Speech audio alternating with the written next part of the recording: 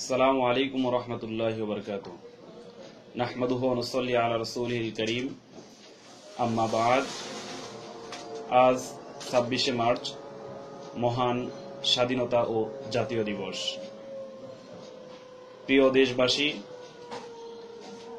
আগামী বিশ্ব গড়ার কারিগর, মেধাবী সচেতন ছাত্র সমাজ, তারুণ্যের অহংকার যুব সমাজ, ইসলামী শাসনতন্ত্র ছাত্র আন্দোলনের সর্বস্তরের জনশক্তি, ইসলামী আন্দোলন বাংলাদেশ ও তার সহযোগী সংগঠনের নেতৃবৃন্দ, শুভাকাঙ্ক্ষী প্রবাসী ভাই ও বোনেরা, সবাইকে জানাই মহান স্বাধীনতা ও জাতীয় দিবসের সংগ্রামী শুভেচ্ছা এবং অভিনন্দন। 1971 সালের এই দিনে বাংলাদেশকে স্বাধীন করার জন্য সারা বাংলার মানুষ পাক হানাদার বাহিনীর বিরুদ্ধে ঝাঁপিয়ে পড়েছিল। বাংলাদেশকে পাকিস্তানি হানাদার বাহিনীর থেকে মুক্ত করার জন্য, বাংলাদেশকে স্বাধীন করার জন্য তারা তাদের নিজের রক্তকে রাজপথে বিলিয়ে দিয়েছে।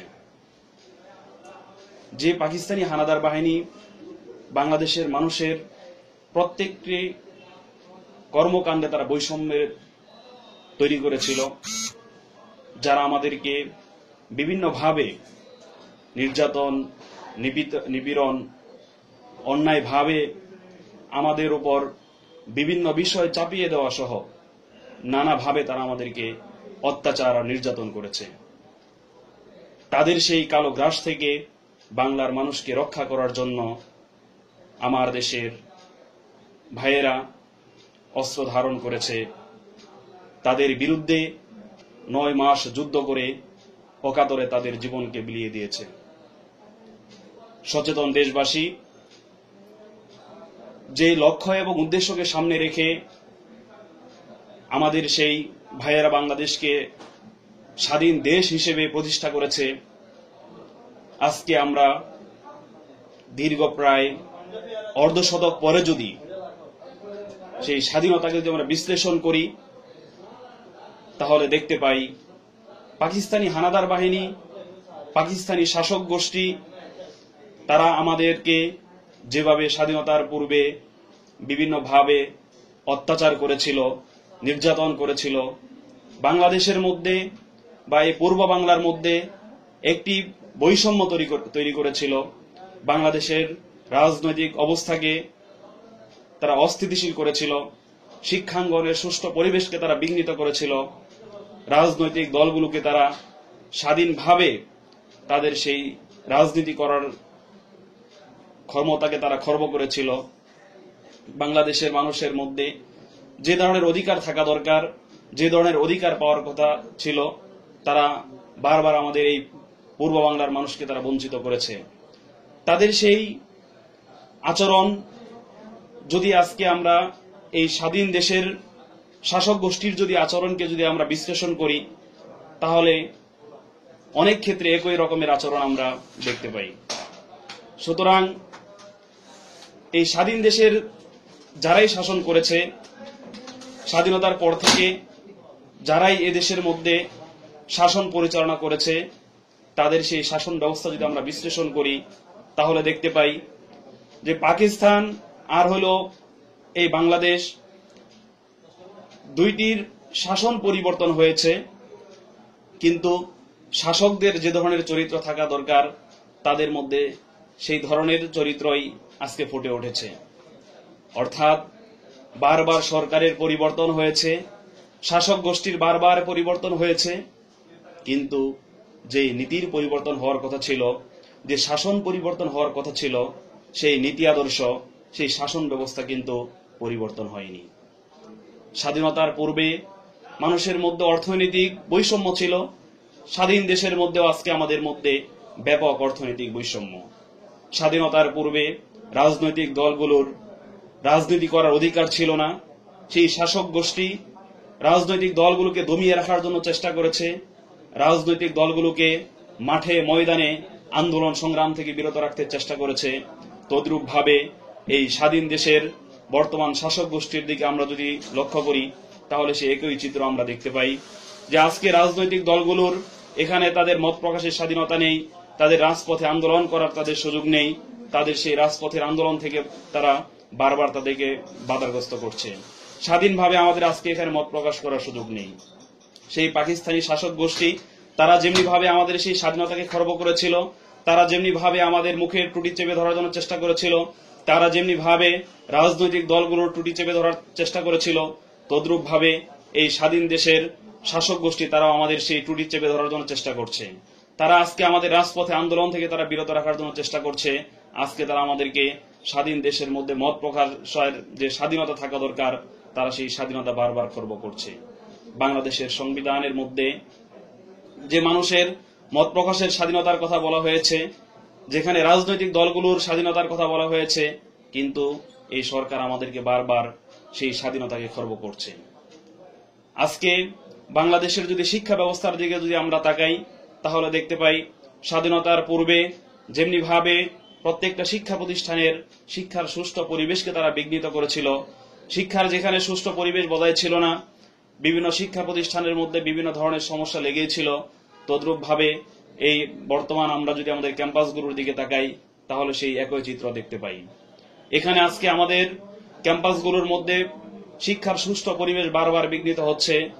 শাসক গোষ্ঠীর ছাত্র সংগঠনগুলোর বিভিন্ন ধরনের অনৈতিক কর্মকাণ্ডের কারণে শিক্ষার পরিবেশ বিঘ্নিত হচ্ছে।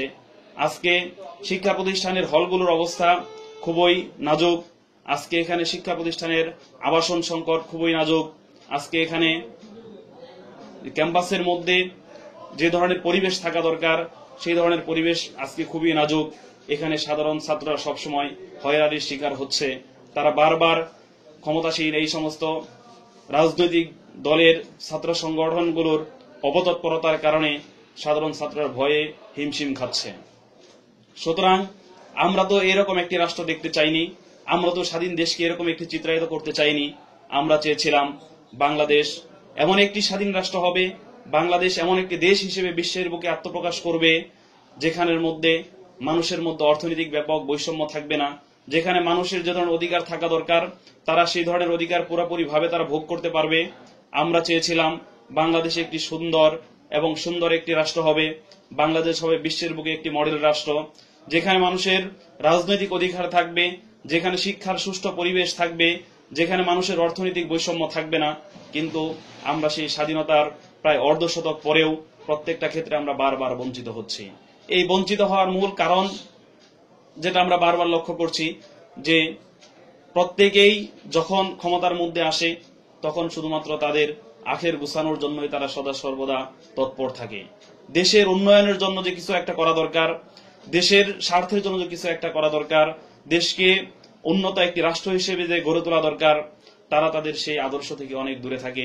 এর মূল কারণ হলো যে ক্ষমতার প্রতি আমাদের লোভ। দেশের উন্নয়নের জন্য মানুষ যদি কাজ যদি না করে, শাসক গোষ্ঠী যদি দেশের উন্নয়নের জন্য কাজ যদি না করে, তারা যদি তাদের নিজেদের স্বার্থের জন্য সবসময় চিন্তা ভাবনা করে, তাহলে কখনোই একটি রাষ্ট্র সেটা সুখী সমৃদ্ধ রাষ্ট্র হিসেবে প্রতিষ্ঠা লাভ করতে পারে না। দেশের মধ্যে আজকে দুর্নীতিতে সয়লাভ। সুতরাং আমরা যে দেশের মধ্যে সুশাসন প্রতিষ্ঠা করতে চাই, আমরা যদি দেশকে একটি দুর্নীতিমুক্ত দেশ হিসেবে যদি গড়ে তুলতে চাই, তাহলে আমাদেরকে আদর্শ নাগরিক হিসেবে গড়ে তুলতে হবে।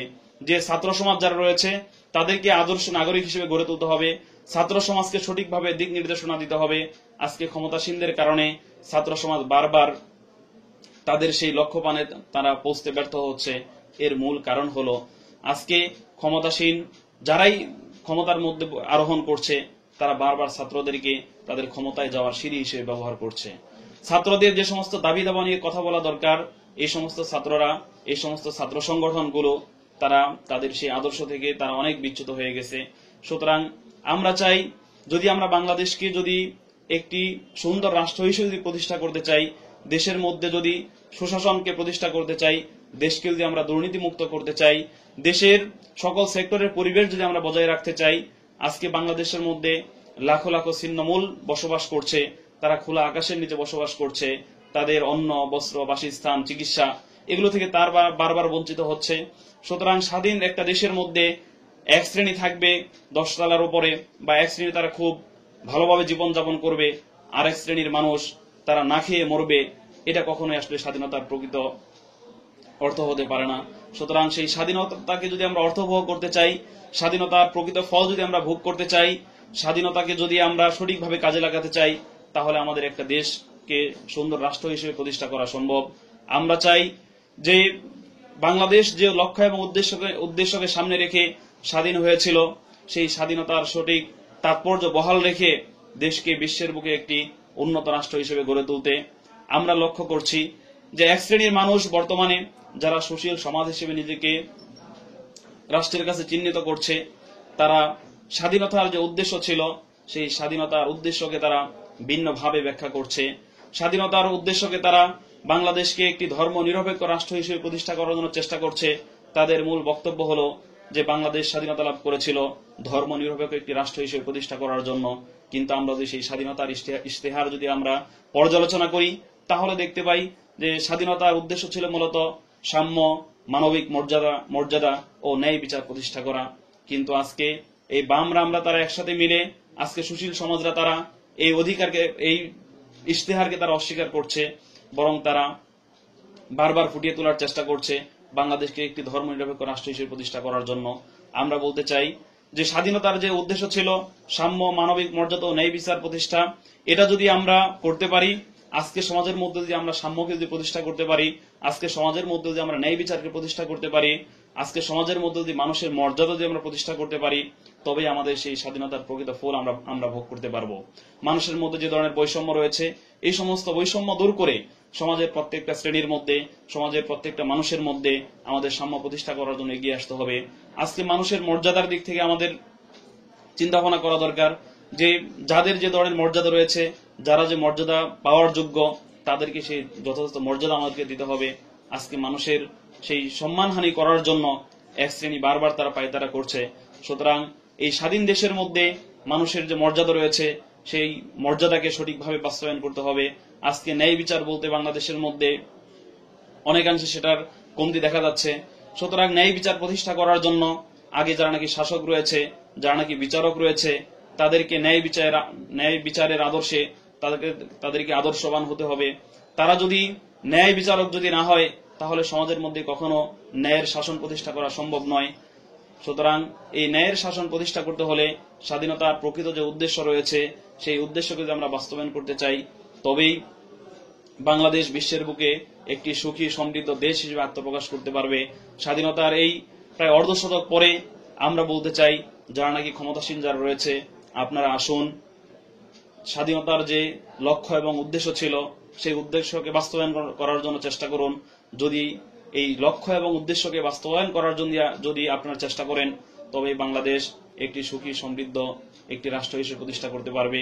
আমরা চাই আজকে যারা এই দেশকে স্বাধীন করার জন্য, যারা এই দেশকে একটি স্বাধীন রাষ্ট্র হিসেবে বিশ্বের বুকে যারা উপস্থিত করার জন্য যারা নাকি চেষ্টা করেছিল, যারা নাকি তাদের জীবনকে বিলিয়ে দিয়েছিল, আজকে সেই সমস্ত মুক্তিযোদ্ধাদের খুঁজে বের করা দরকার। আজকে হাজার হাজার মুক্তিযোদ্ধা রয়েছে যারা নাকি দুমুঠো অন্ন তারা খুঁজে পাচ্ছে না, যারা নাকি নিজের জীবন ধারণের জন্য মানুষের দ্বারে দ্বারে হাত পাচ্ছে, যাদের পরিবার পরিজন নাকি অনাহারে দিনাতিপাত করছে। সুতরাং তাদেরকে খুঁজে বের করা দরকার।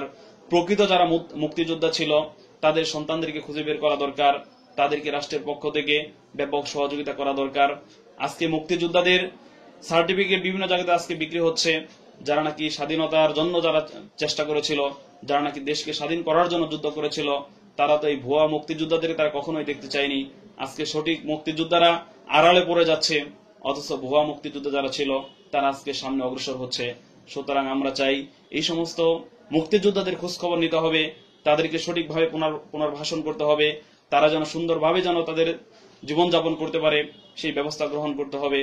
পরিশেষে আজকের এই 26শে মার্চ মহান স্বাধীনতা ও জাতীয় দিবসে সকলকে শুভেচ্ছা এবং অভিনন্দন জানিয়ে আমি শেষ করছি। ধন্যবাদ সবাইকে।